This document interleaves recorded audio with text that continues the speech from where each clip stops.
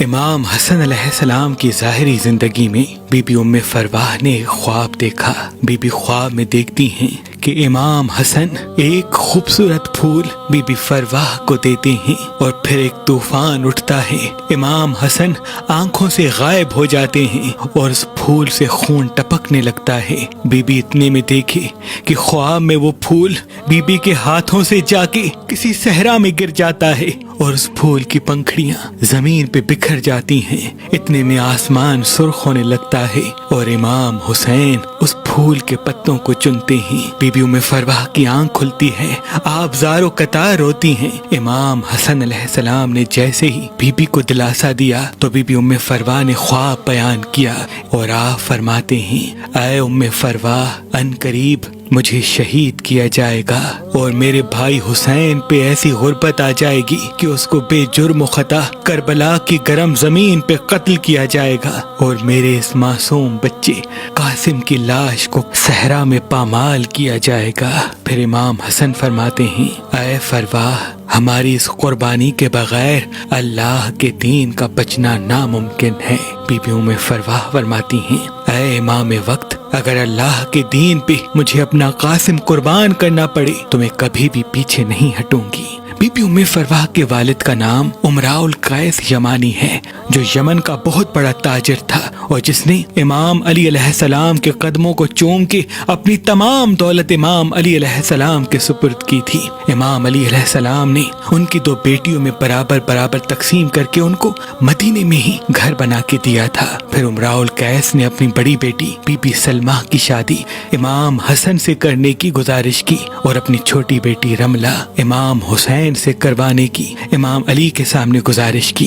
امام علی نے دونوں شہزادوں اور دونوں شہزادیوں کی رضامندی سے شادی کروائی اور بڑی بیٹی کا نام ام فرواہ رکھا اور چھوٹی بیٹی کا نام ام رباب رکھا۔ فرواہ کا مطلب مالدار، دولت مند، کیونکہ بی بی ام فرواہ بہت بڑی جاگیردار تھی۔ امام حسن علیہ السلام کا جو دسترخوان مدینے میں چلتا تھا، اس دسترخوان کو بی بی ام فرواہ چلاتی تھی۔ آپ کے در سے کبھی بھی کوئی سوالی خالی نہیں جاتا تھا۔ بی بی ام فرواہ کی شادی امام حسن علیہ السلام سے 35 ہجری میں ہوئی۔ اللہ نے آپ کو 38 ہجری میں ایک بیٹی عطا کی جس کا نام امام علی علیہ السلام نے فاطمہ رکھا، اور امام علی علیہ السلام نے فرمایا، اے حسن، اس بیٹی کا نکاح حسین کے بیٹے علی زین العابدین سے کرنا، کیونکہ تیری بیٹی اور حسین کے بیٹے سے ہی آگے سادات کی نسل چلنی ہے۔ آج جو بھی حسینی سید جہاں رہتا ہے وہ حسنی سید بھی ہے، حسینی سید بھی ہے، کیونکہ امام محمد باقر علیہ السلام کے نانا امام حسن علیہ السلام تھے اور امام محمد باقر علیہ السلام کے دادا امام حسین علیہ السلام تھے۔ اللہ نے بی بی ام فرواہ کو 7 شعبان 47 ہجری ایک شہزادہ عطا کیا جس کا نام امام علی علیہ السلام نے قاسم رکھا، یعنی تقسیم کرنے والا۔ شہزادہ قاسم کی آنکھیں ہو بہو امام علی علیہ السلام سے ملتی تھیں اور پیشانی اور گال رسول اللہ صلی اللہ علیہ وآلہ وسلم سے۔ اور پھر 12 شعبان 49 ہجری کو اللہ پاک نے بی بی ام فرواہ کو عبداللہ ابن حسن عطا کیا۔ آپ کے دونوں ہی شہزادے کربلا میں شہید ہو گئے تھے۔ بس جیسے ہی 50 ہجری کے سفر کا مہینہ آتا ہے تو ایک رات امام حسن علیہ السلام بی بی ام فرواہ کو طلب کرتے ہیں اور ایک تعویذ لکھ کے یہ وصیت کرتے ہیں کہ اے فرواہ، اب ان قریب تم اپنی آنکھوں سے مجھے نہیں دیکھ پاؤ گی۔ یہ تعویذ قاسم کے بازو پہ باندھ لینا اور جب غربت کی انتہا ہو جائے اور قاسم مجھے حد سے زیادہ یاد کرنے لگے تب اس تعویذ کو کھولنا۔ بس جیسے ہی امام حسن کی شہادت ہوتی ہے، امام حسین علیہ السلام شہزادہ قاسم کو اپنی پلکوں پہ رکھتے ہیں۔ کبھی بھی ان کو یہ احساس نہیں ہونے دیتے کہ ان کے بابا کی شہادت ہو چکی ہے۔ تاریخ نے لکھا، امام حسین اپنے بیٹے علی اکبر سے بے پناہ پیار کرتے تھے۔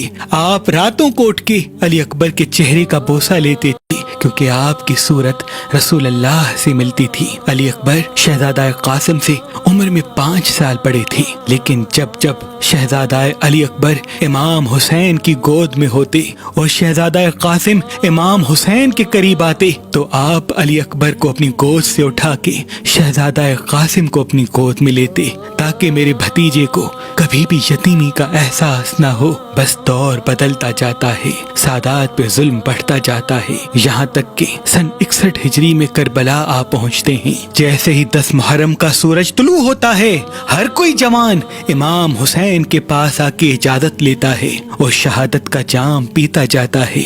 جناب قاسم بار بار کوشش کرتے ہیں کہ وہ بھی اپنے چچا کے پاس جائیں، انہیں بھی اجازت ملے اور وہ بھی میدان میں جا کے کفار کو فنار کریں، لیکن جیسے ہی امام حسین کی نظر شہزادہ قاسم کے معصوم چہرے پہ پڑتی ہے، آپ انہیں اجازت نہیں دیتے اور یہ کہتے ہیں، اے قاسم، مجھے جب حسن کی یاد آتی ہے میں تجھے دیکھ لیتا ہوں۔ اے میرے بچے، میں تجھے کیسے اجازت دوں؟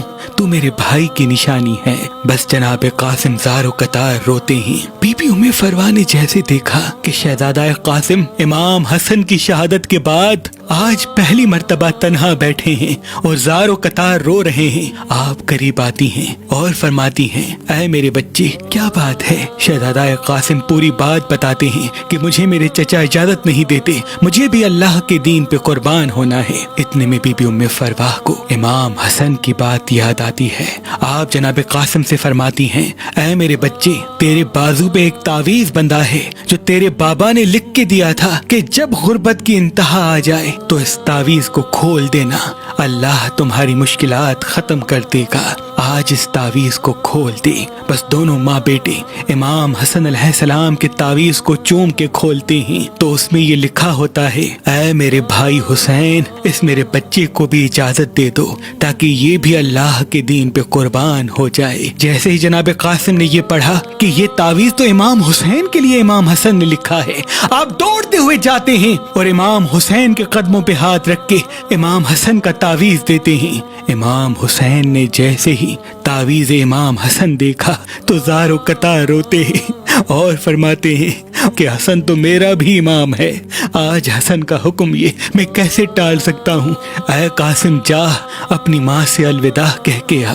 جناب قاسم جیسے ہی خیمے میں جاتے ہیں، بی بی ام فروا شہزادے کے چہرے کو چوم کے کہتی ہے، اے میرے بچے، ایسی قربانی دینا کہ جناب فاطمہ الزہرا کے سامنے میں سرخرو ہو جاؤں۔ بس شہزادہ خیمے سے باہر آتا ہے اور جناب عباس جو جنگ میں شہزادہ قاسم کے استاد تھے ان کو تیار کرتے ہیں۔ جناب عباس کے پاس جتنی بھی زرہ تھی وہ سب بڑے جوانوں کی تھی اور جناب قاسم کی عمر مبارک صرف ابھی 13 سال کی تھی۔ بس جیسے ہی جناب عباس شہزادہ قاسم کو زرہ پہنانا چاہتے ہیں، کوئی بھی زرہ شہزادے کو پوری نہیں آتی۔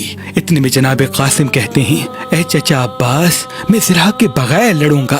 بس امام حسین سے اجازت لے کے شہزادہ قاسم میدان میں آتے ہیں اور کہتے ہیں، اے اللہ کے دین کے منکروں، تم نے میرے چچا حسین کو اکیلا سمجھا ہے، آؤ مجھ سے لڑو۔ پورا میدان حیران ہو جاتا ہے کہ یہ روب کس کا ہے۔ اتنے میں آواز گونجتی ہے، یہ حسن کا بیٹا قاسم ہے، آپ کے مد مقابل جو بھی جاتا فنار ہوتا۔ اتنے میں ازرق نام کا ایک پہلوان جس کی بہادری پورے عرب میں مشہور تھی، وہ ہنس ہنس کے کہتا ہے کہ اس بچے کے لیے تو میرے بیٹے ہی کافی ہیں۔ اپنا ایک بیٹا بھیجتا ہے، جناب قاسم ان کو فنار کرتے ہیں۔ دوسرا بیٹا بھیجتا ہے، جناب قاسم ان کو بھی فنار کرتے ہیں۔ جب اس کے سارے بیٹے مارے جاتے ہیں تو پھر وہ خود میدان میں آتا ہے تو جناب قاسم ایک ہی وار سے اس کو بھی فنار کر دیتے ہیں۔ اتنے میں عمر بن سعد کہتا ہے، یہ علی کا شیر ہے، اسے فردن مقابلہ کرنا ناممکن ہے، سب مل کے حملہ کرو۔ جناب قاسم کو فوج گھیر لیتی ہے۔ دور سے جناب عباس دیکھتے ہیں، قریب جانا چاہتے ہیں۔ اتنے میں دیکھیں کہ شہزادہ قاسم لشکر کو چیرتے ہوئے میدان میں ظاہر ہوتے ہیں اور پورے لشکر سے لڑتے رہتے ہیں۔ جناب قاسم آواز دیتے ہیں، اے چچا عباس، مجھے جنگ لڑنے دیجیے۔ جناب عباس وہیں رک جاتے ہیں۔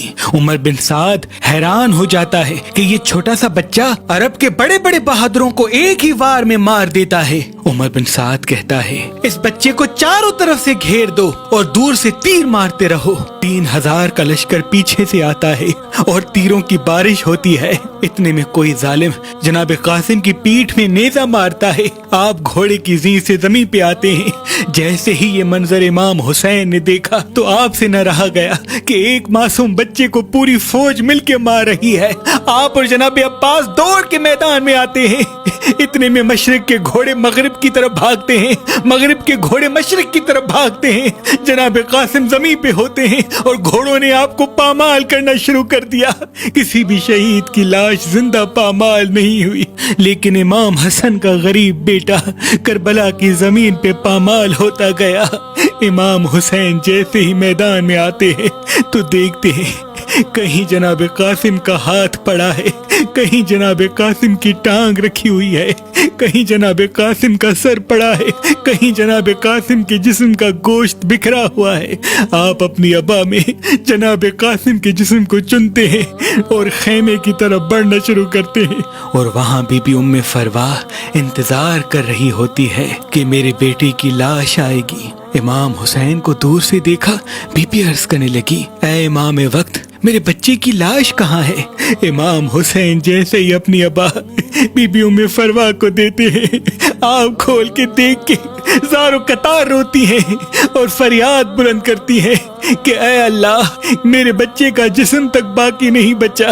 ساری بیبیاں مل کے بی بی ام فروا کو دلاسا دیتی ہیں۔ بی بی ام فروا اس پامال جسم سے جناب قاسم کا پہنا ہوا کرتا الگ کرتی ہیں اور اپنے ساتھ رکھ دیتی ہیں۔ بس جب جناب عباس بھی شہید ہو گئے، علی اصغر بھی شہید ہو گئے اور امام حسین بھی گھوڑے کی زین سے زمین پہ آتے ہیں، جیسے ہی شمر امام حسین کے گلے پہ خنجر چلانے لگتا ہے تو بی بی ام فروا کا دوسرا بیٹا محمد عبداللہ ابن حسن دوڑتے ہوئے میدان میں آتے ہیں اور کہتے ہیں، میرے چاچا حسین کو نہ مارو۔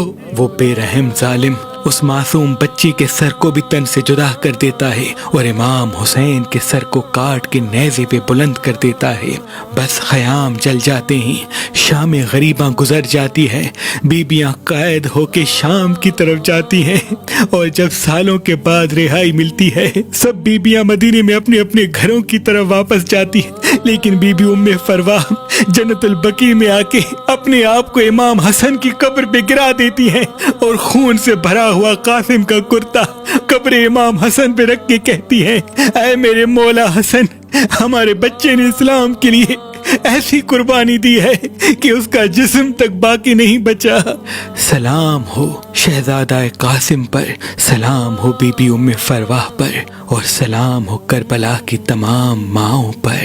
ہمارے آباء و اجداد کا صدیوں پرانا معجون کا نسخہ، جس میں شیر جیسی طاقت ہے جو کمزور سے کمزور مرد کو بھی جوان بنا دیتی ہے، اور وہ مرد جو صاحب اولاد نہیں جیسے ہی اس کا استعمال کرے گا اللہ کے فضل سے اپنی جوانی میں اضافہ پائے گا، کیونکہ یہ معجون خاص جڑی بوٹیوں اور خاص طریقے سے بنایا جاتا ہے جو میرے دادا شاہ شمس اور ان کی اولاد سید صدر الدین سید حسن کبیر الدین سے پشت در پشت ہم تک بناتے ہوئے آ رہے ہیں۔ اگر آپ یہ مردانہ قوت کا خاص معجون حاصل کرنا چاہتے ہیں تو آج ہی فون اٹھائیں اور مہربان شفا خانہ کے نمبر پہ کال کر کے یہ مردانہ قوت بڑھانے والا معجون حاصل کریں۔ اگر ہمارا نمبر آپ کو مصروف ملتا ہے تو آپ ہماری ویب سائٹ meherbanshfa.com پہ آئیں اور یہ مردانہ قوت بڑھانے والا معجون جو قوت سے مالا مال ہے حاصل کریں۔ اللہ آپ کو آباد رکھے۔